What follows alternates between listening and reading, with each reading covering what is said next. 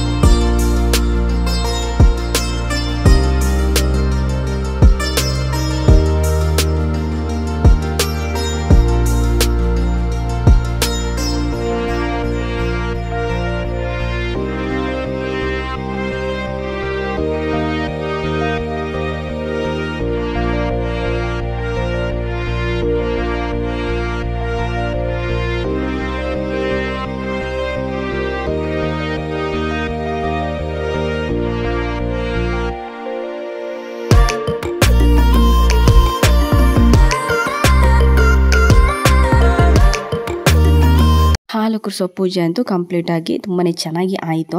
So ಗೆಸ್ಟ್ಗಳು ಅಂತ invite ಮಾಡಿದವರೆಲ್ಲ ತುಂಬಾ ನಿಧಾನಕ್ಕೆ ಬರ್ತಾಯಿದ್ರು, ಯಾಕಂದರೆ ಪಾತ್ ಪೂಜೆ ಟೈಮಿಗೆಲ್ಲ ಬರೋ ಅಂಥದ್ದಿತ್ತು.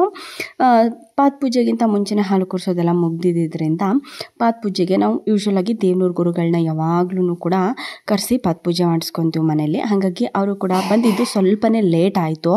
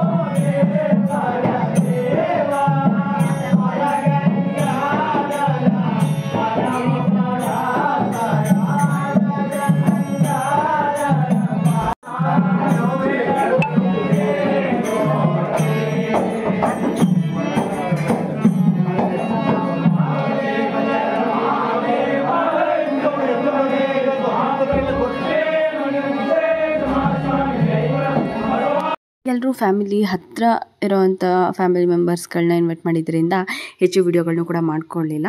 ಹಾಗೆ ಗುರುಗಳದ್ದು ಆಶೀರ್ವಾದಗಳನ್ನೂ ಕೂಡ ತೊಗೊಂಡು ಮಕ್ಕಳಿಗೂ ಕೂಡ ಆಶೀರ್ವಾದನ ತೆಗೆಸ್ಕೊಂಡು ನೆಕ್ಸ್ಟು ತಂಗಿದು ಒಂದು ಫಂಕ್ಷನ್ ಇತ್ತು ಮನೇಲಿ. ಹಾಗಾಗಿ ಅಲ್ಲಿ ಇವಾಗ ರೀಸೆಂಟಾಗಿ ಪಾದ ಪೂಜೆ ಇದ್ದಿದ್ದರಿಂದ ಮತ್ತೆ ಇಡ್ಲಿದ್ದು ಬೇಡ. ಯೂಶ್ವಲಾಗಿ ಬಂತು ಅಂತಂದರೆ ಗುರುಗಳು ನಮ್ಮ ಮನೆಗೆ ಕೂಡ ಬಂದು ಹೋಗ್ತಾರೆ. ಯಾವುದೇ ಫಂಕ್ಷನ್ ಎಲ್ಲೇ ಇದ್ರೂ ಕೂಡ ಆನ್ ದ ವೇ ಬರಬೇಕು ಅಂದರೆ ಬಂದು ಹೋಗ್ತಾರೆ. ಇದೇ ರೀತಿ ಅವರಿಗೂ ಕೂಡ ಹೇಳ್ದಂಗೆ ಆಗುತ್ತೆ, ಹಿಂಗಾಗಿದೆ ಫಂಕ್ಷನ್ ಕೂಡ ಇದೆ ಅಂತ ಅವರ ಆಶೀರ್ವಾದನೂ ಕೂಡ ತೊಗೊಂಡು ಬಂದಂಗೆ ಆಗುತ್ತೆ. ಮನೆಗೂ ಕರೆಸ್ಕೊಳ್ಳೋಣ ಅಂತ ಹೇಳಿ ಮನೆಗೂ ಕೂಡ ಬಂದಿದ್ದರು.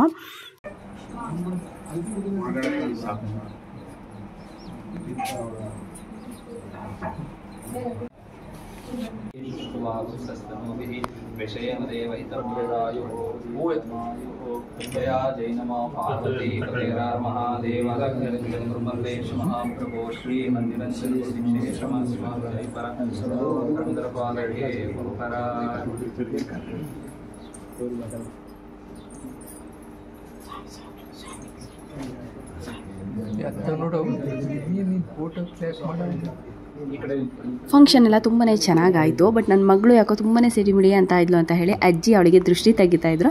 ಹಾಗೆ ನೀನು ಕೂಡ ದೃಷ್ಟಿ ತೆಗೆಸ್ಕೋ ಅಂತ ಹೇಳಿ ನನಗೂ ಕೂಡ ತಮಾಷೆಗೆ ಅಂತ ಹೇಳಿ ದೃಷ್ಟಿ ತೆಗಿತಾಯಿದ್ರು. ಅಜ್ಜಿರು ಅಂತಂದರೆ ಹಾಗೆ ಅಲ್ವಾ, ಎಷ್ಟೇ ಮೊಮ್ಮಕ್ಕಳು ಬಂದಿದ್ರೂ ಕೂಡ ಚಿಕ್ಕ ಮಕ್ಕಳ ಥರ ಟ್ರೀಟ್ ಮಾಡ್ತಾರೆ. ಮಕ್ಕಳಿಂದ ನಾನು ಕೂಡ ದೃಷ್ಟಿ ತೆಗೆಸ್ಕೊಂಡಂಗೆ ಆಯಿತು. ಆ್ಯಂಡ್ ಇವತ್ತಿನ ವಿಡಿಯೋನ ನಾನು ಇಲ್ಲಿಗೆ ಎಂಡ್ ಮಾಡ್ತಾ ಇದ್ದೀನಿ. ಐ ಹೋಪ್ ವಿಡಿಯೋ ನಿಮ್ಗೆ ಇಷ್ಟ ಆಗಿದೆ ಅಂತ ಅಂದ್ಕೊಂಡಿದ್ದೀನಿ.